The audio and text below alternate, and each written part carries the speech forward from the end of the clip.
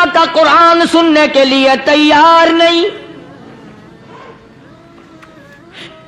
ام لہم آذان لا یسمعون بہا ام لہم آذان یسمعون بہا، جس کا کان خدا کا قرآن سننے کو تیار نہیں.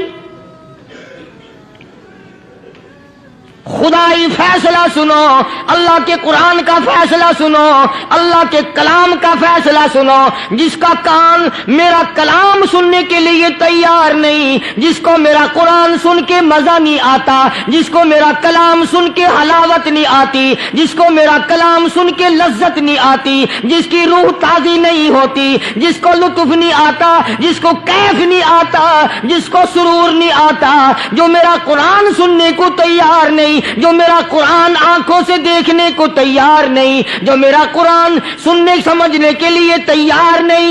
آؤ پھر خدائی فیصلہ سنو. فرمایا اولئک کالانعام،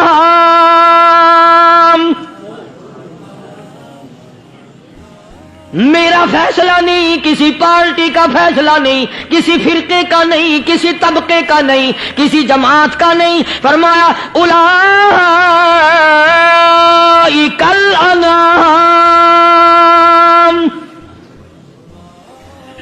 پیدا کرنے والا مالک و خالق کہتا ہے مجھے اپنی کبریائی کی قسم یہ سارے جانور ہیں.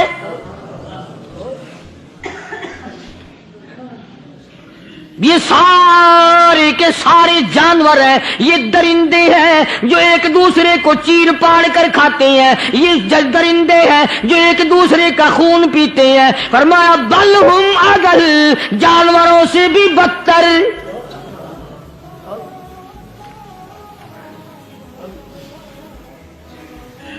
جس کے دل میں قرآن سن کر ترس نہیں، جس دل میں رحم نہیں، اپنے سے کمزور دیکھ کر جس کے دل میں شفقت نہیں، مہربانی کا مادہ نہیں، فرمایا وہ کوئی بندہ ہے، وہ تو جانور ہے. اور خدا غضب میں آ گیا، فرمایا بل ہم اضل، اس سے بھی بدتر.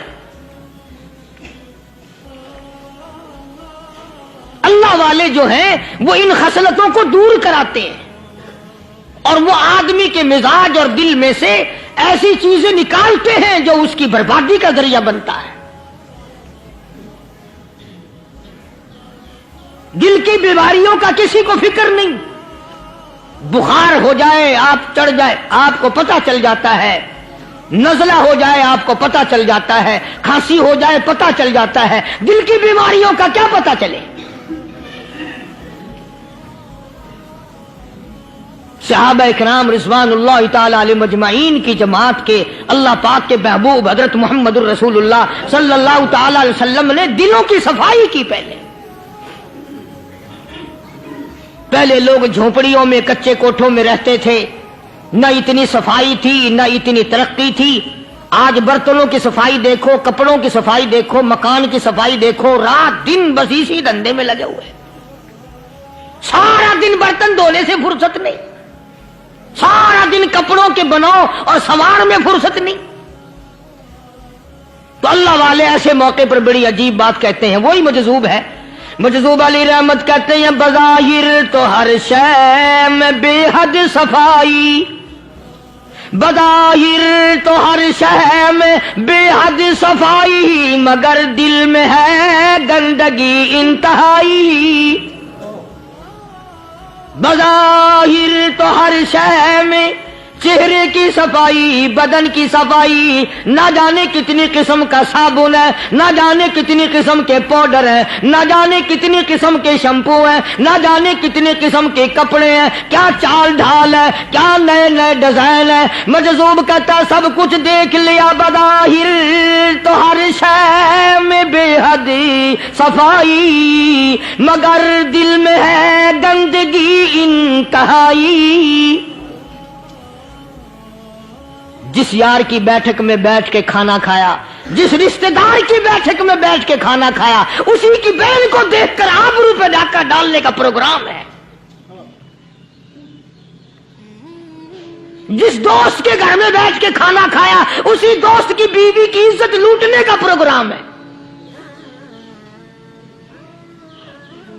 پرانے زمانے میں اب بھی دلی جیسے شہر میں اگر دعوت کی جاتی ہے تو وہاں ایک تشتری میں نمک آتا ہے سب سے پہلے. عرب میں بھی دستور تھا پرانے زمانے میں، اگر کوئی دعوت کرتا، کوئی تقریب کرتا، سب سے پہلے نمک آتا تھا. ایک ایک انگلی ہر شخص نمک چاٹتا تھا. کیا مطلب؟ جس نے نمک چاٹ لیا اب وہ نمک حرامی نہیں بنے گا. اس گھر میں چوری کرنا، اس گھر کی آبرو کا غلط تصور لانا، اس گھر کے مال میں خیانت کرنا وہ حرام سمجھتا تھا جس گھر کا میں نے نمک چکھ لیا. اور مسلمانوں کی بات نہیں، ہندوؤں کی بھی یہ باتیں تھی. مولانا محمد علی صاحب جلندری سب قید رحمت اللہ علیہ فرمایا کرتے تھے کہ ایک سکھ تھا بہت بڑا ڈاکو، مسلمان اور ہندو مل کر اس کو ساتھ ملا کر کے لے گئے کہ یہاں اس گاؤں میں اس پنڈ میں ڈاکہ ڈالیں. سفر کر کے گئے، تکلیف اٹھا کے گئے. اس سکھ ڈاکو نے پوچھ لیا کہ یہ کون سا گاؤں ہے کہ یہ فلانا ہے. اچھا سارے کے سارے یہ تلاش کرو، یہ سوچ بچار کرو، اپنے پنڈ کی، اپنے علاقے کی، کسی مسلمان کی، کسی ہندو کی، کسی سکھ کی، کسی چوڑے چمار کی اس گاؤں میں لڑکی تو نہیں؟ ہمارے یہاں سے کوئی لڑکی تو شادی ہو کے یہاں نہیں آئی ہوئی. ان ساروں میں سے کہنے لگا کہ ہمارے بھنگی کی لڑکی جمعدار کی یہاں آئی ہوئی ہے. کہنے لگا واپس چلو، بیٹی بیٹی ہے چاہے بھنگی کی ہو یا نواب کی ہو. ارے کل بیٹی کا ڈولا دیا تھا کہ ڈاکہ ڈال لیں گے، شرم نہیں آئے گی؟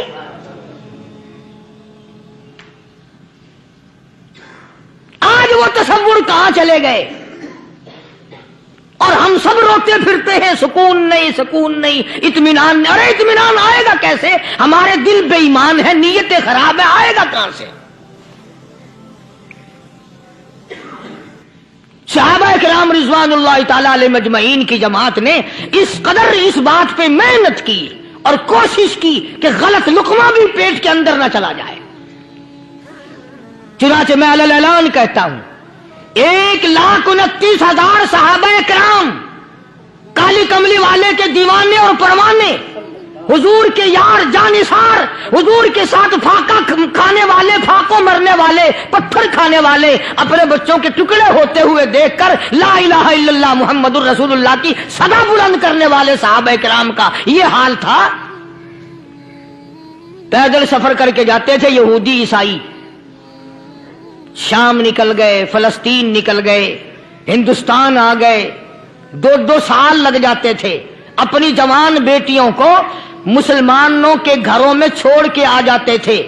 کبھی نگاہ نبوت نے جن کو رنگ دیا تھا، کبھی کسی صحابی پہ ذرہ برابر الزام نہیں لگا. ان یہودیوں کا، ان عیسائیوں کا یہ عقیدہ تھا کہ محمد صلی اللہ علیہ وسلم کے جو غلام ہیں ان کی نگاہ بھی پاک ہے، ان کے دل بھی پاک ہیں، ان کے ارادے بھی پاک ہیں، ان کے ہاتھ بھی پاک ہیں. مصر کے گورنر نے، مصر کے جنرل کرنل نے خط لکھا سیدنا فاروق اعظم رضی اللہ تعالی عنہ کی خدمت میں. دور خلافت ہے حضرت فاروق اعظم کا. کیا خط لکھا کہ حضور مجھے کافی وقت گزر گیا ہے اور فلاں علاقے میں آپ کے حکم سے ہم نے جانا ہے اور راستہ صرف ایک ہے اور اس راستے میں جال بچھا دیا گیا. اب مجھے مشورہ دیں میں کیا کروں، حکم دیں مجھے. جال کیا بچھا دیا گیا کہ ہمیں پتہ چل گیا ہے عیسائیوں نے پروگرام بنایا، سینکڑوں لڑکیاں تلاش کر کر کے بڑی خوبصورت حسینہ اکٹھی کی ہیں، ان کو گانے بجانے کی ٹریننگ دی ہے، ان کو اچھی اچھی آوازوں والی لڑکیاں ڈھونڈ کے لائے ہیں اور انہوں نے یہ پروگرام بنایا کہ جب مسلمانوں کی فوج اس گلی سے گزرے گی ان کوٹھوں کے اوپر چڑھ کے گانا بجانا کریں گے تاکہ ان کے دل میں بدماشی آئے اور ان کا بیڑا غرق ہو.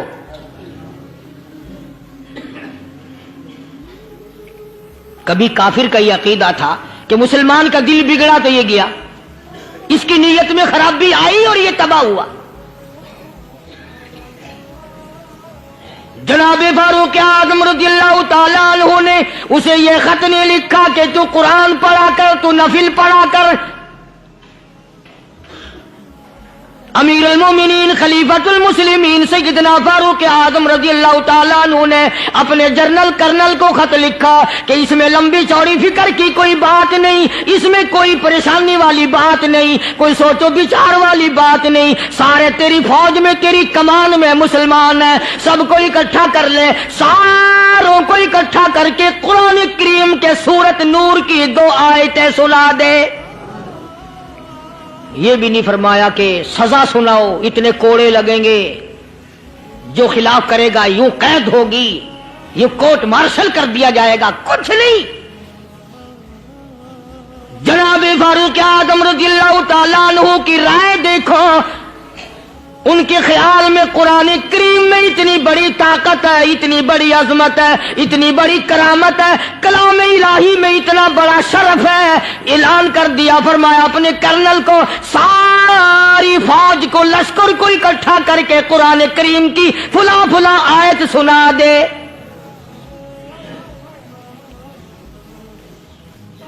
اور اس کے بعد بے دھڑک فوج کو لشکر کو اسی راستے سے گزار کے لے جا، بے دھڑک لے جا۔ ہائے کبھی قرآن کی 2 آیتوں سے کام بن جاتا تھا، اب سارے قرآن سے میرا تیرا کام نہیں بنتا۔ قصور قرآن کا نہیں ہے، یہ میرا تیرا ہے، یہ تو اتنی وفادار کلام ہے، اتنی پاک کلام ہے، خدا کی قسم ہزاروں رجسٹروں کے گتے، ہزاروں چائے کے ڈبے، ہزاروں مٹھائی کے ڈبے، لاکھوں کروڑوں دوائیوں کے ڈبے گندے نالوں پہ، کوڑیوں پہ، روڑیوں پہ پڑے ہیں، اور جس گتے نے قرآن کے ساتھ یاری لگا لی، خدا کی قسم کوئی آدمی بغیر وضو اس گتے کو بھی ہاتھ نہیں لگا سکتا۔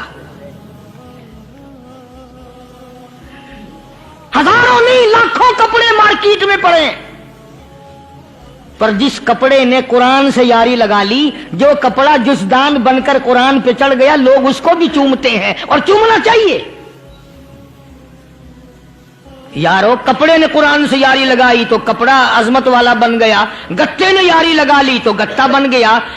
ہزاروں قسم کے کاغذات روزانہ ذلیل ہوتے پھرتے ہیں، جس کاغذ پہ قرآن لکھا گیا وہ عظمت پا گیا، جس سیاہی سے قرآن لکھا گیا وہ سیاہی عظمت والی بن گئی۔ ارے اگر مسلمان قرآن کو اپنے اندر پیدا کر لے، اس کی عظمت کو بسا لے، اس کو اپنا لاہ عمل بنا لے، اس کو اپنے سر پہ رکھ لے، تو کیا یہ بندہ قرآن کے ساتھ وفاداری کرے تو قرآن کیا خیال ہے قرآن بے وفائی کر دے گا؟ یقین نہیں، یقین اصل بات اعتقاد کی ہے۔ یقین کا تو یہ عالم بنا ہوا ہے کہ اگر کوئی چوری کا معاملہ ہو جائے اور کسی پر شبہ ہو، اگر اسے کہو کہ قرآن اٹھا دے تو دیر نہیں لگائے گا، اور اگر کہے کہ فلانی خانگاہ کا کنڈا مار دے کہ یہ کام میں نہیں کرتا۔ خانگاہ کے کنڈے پہ ایمان ہے، قرآن پہ ایمان نہیں۔ اس پر یقین ہے کہ پیر اندھا کر دے گا، اور یہاں یقین نہیں کہ جس خدا نے پیدا کیا اگر میں نے جھوٹا قرآن اٹھایا تو وہ برباد کر دے گا۔ عجیب عجیب لوگ ہیں۔ چنانچہ مصر کے کرنل نے، مصر کے جنرل نے ساری فوج کو اکٹھا کر لیا۔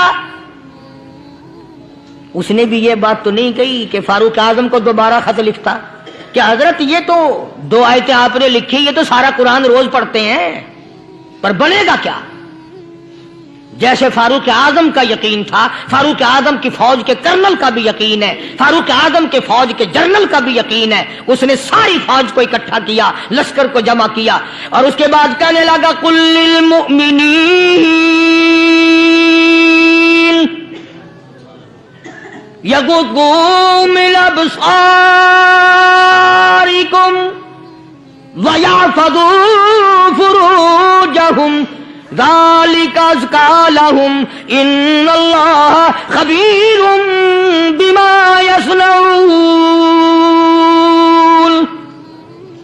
او لوگوں، خدا تمہیں کہتا ہے اپنی آنکھوں کی حفاظت کرو، اگر تمہاری نظریں غلط جگہ پڑی اپنی عزت کی حفاظت کرو، اپنی آبرو کی حفاظت کرو، اگر غلط نظریں پڑی، غلط استعمال ہوئی، ان اللہ خبیر بما یصنعون،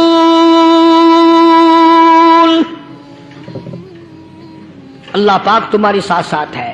وہ हर चीज को देखता जाएगा, वो हर चीज तुम्हारी देखेगा। चुनाचे तारीख शाहिद है, इब्ने हशाम ने लिखा है, इब्ने खुल्दून ने लिखा है और कई मुअर्रिखीन ने लिखा है कि जब मुसलमान जर्नल ने, मुसलमान कर्नल ने अपनी फौज को कुरान की 2 आयतें सुनाई और इसके बाद हुक्म दिया चलो, तमाम का तमाम लश्कर चल रहा है, उधर ढोल बजा, धमाके बजे, गाना शुरू हुआ, गाना बजाना शुरू हुआ, सारी फौज निकल गई, सारा लश्कर चला गया। लड़कियों ने देखा कि ये तो खत्म हो गए, नीचे आवाज दे के कहने लगी और जाने वालों ये सारी फौज कई अंधों की फौज तो नहीं।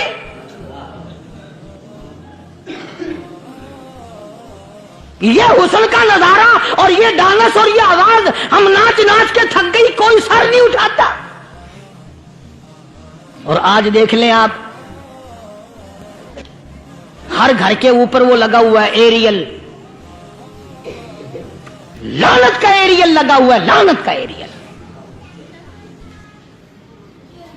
हाजियो तुम क्या कहते हो कि हमारे घर का इसमें क्या बिगड़ेगा? खुदा की कसम वो बिगड़ता है, वो दीमक लगती है, वो तबाही फिरती है, तुम्हें पता भी नहीं चलता।